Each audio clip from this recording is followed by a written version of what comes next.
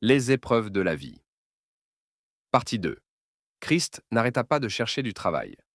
Ce matin, il arriva dans une entreprise et discuta avec le directeur. Directeur, Monsieur Christian, votre CV montre à quel point vous êtes un homme compétent.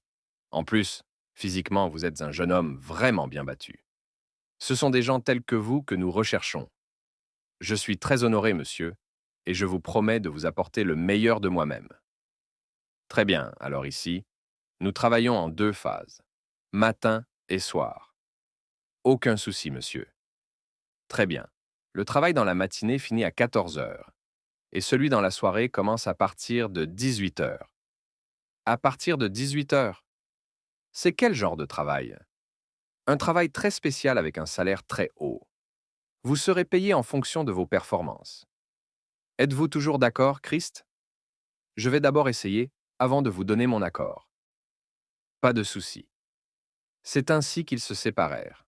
Entre-temps, à l'hôpital, le directeur de l'hôpital fait venir Isabelle dans son bureau. Madame Isabelle, c'est ça? Oui, monsieur. Un joli prénom pour une belle personne. Merci. Depuis quand travaillez-vous ici? Isabelle. Depuis quelques mois seulement. Quelques mois. Mais vous faites vraiment du très bon travail, Madame Isabelle.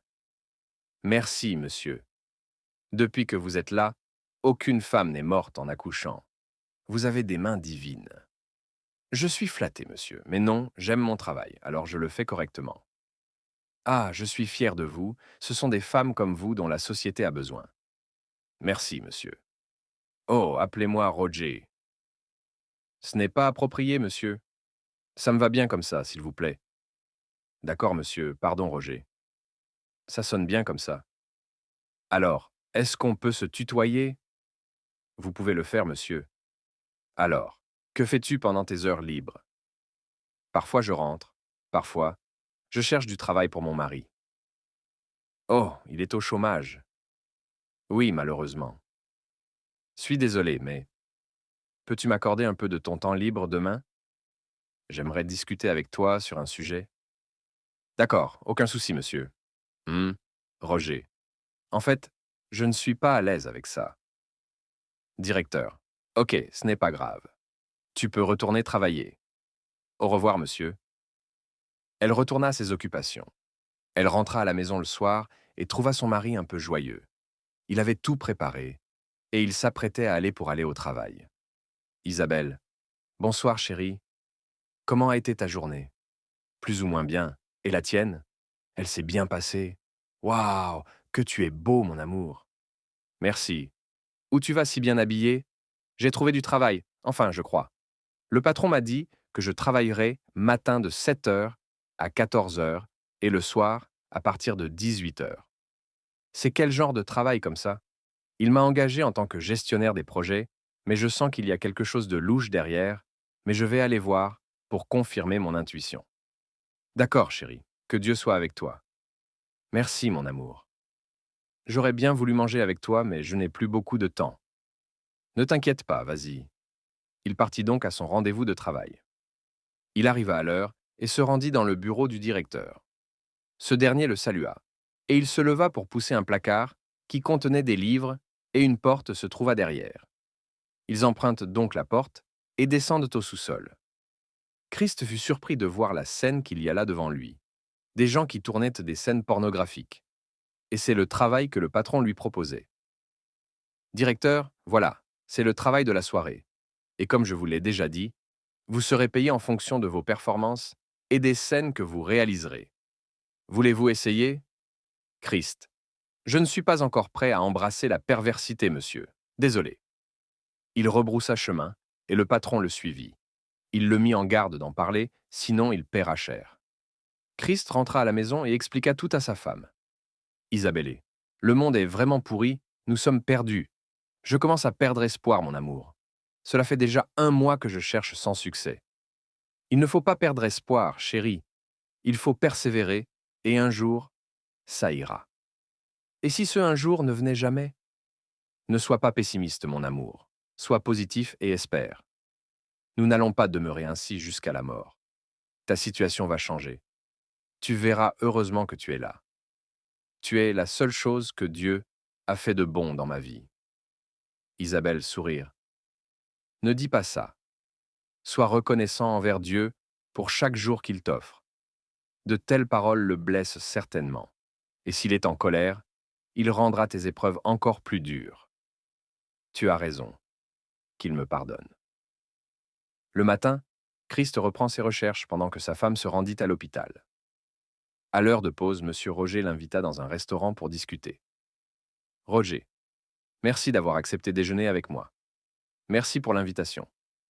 Tu sais, quand j'ai vérifié les résultats du travail que tu fais ici et la contrepartie que tu en reçois, je me suis dit que c'est très en dessous de ce que tu mérites de gagner. Je ne me plains pas, monsieur. Ça te dirait une petite augmentation de salaire? Ce n'est pas moi qui le demandera, monsieur, mais je vous en serai reconnaissante. Cependant, je n'accepterai pas si ce n'est pas proportionnel au travail que j'effectue. Tu es vraiment une femme exceptionnelle, Isabelle. Je vais augmenter ton salaire de 10%. Ça te va? Oui, monsieur, merci beaucoup. Non, tu le mérites. J'aime les gens qui travaillent en bien, alors j'aurai besoin de toi de temps en temps.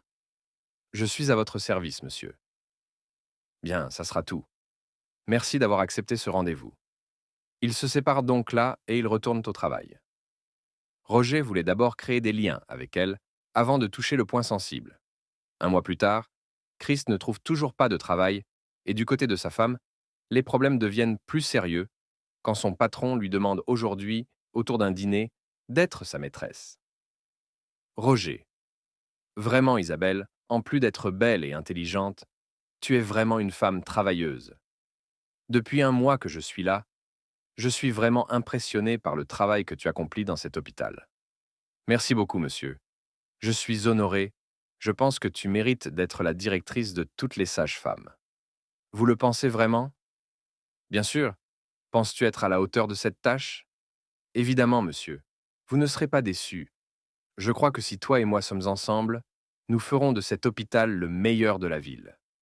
Vous pouvez compter sur moi, monsieur. Nom de Dieu, qu'est-ce que t'es belle. Elle baissa la tête en souriant. Accepte d'être ma maîtresse et le poste est à toi. Isabelle releva très rapidement la tête, les yeux écarquillés, très surprise par ces paroles de son patron. Monsieur, c'est à moi que vous parlez? Qui d'autre est avec moi sur cette table? Mais monsieur, je suis une femme mariée, et vous aussi vous êtes un homme marié. Oh, oublie ça. Si je savais que j'allais te rencontrer un jour, je ne me serais jamais marié. Mais regardez-vous, monsieur, vous êtes mon père. Je ne suis pas ton père, je suis l'homme qui est épris de toi. S'il te plaît, accepte ma proposition. Ta vie sera transformée à jamais. Tu deviendras la responsable du corps des sages-femmes, j'augmenterai ton salaire de 50% si tu veux. Écoutez, monsieur, si je voulais sortir avec plusieurs hommes, je ne me serais pas marié, mais ce statut de femme mariée me défend formellement d'aller ailleurs. Et d'ailleurs, je ne suis pas ce genre de fille, alors je suis désolé, mais je refuse. Réfléchis-y normalement, Isabelle. L'avenir de ton travail en dépend. Monsieur, je ne peux pas accepter d'être votre maîtresse. J'aime mon mari. Pourquoi restez-vous avec ce pauvre type? Qu'est-ce qu'il a à vous offrir?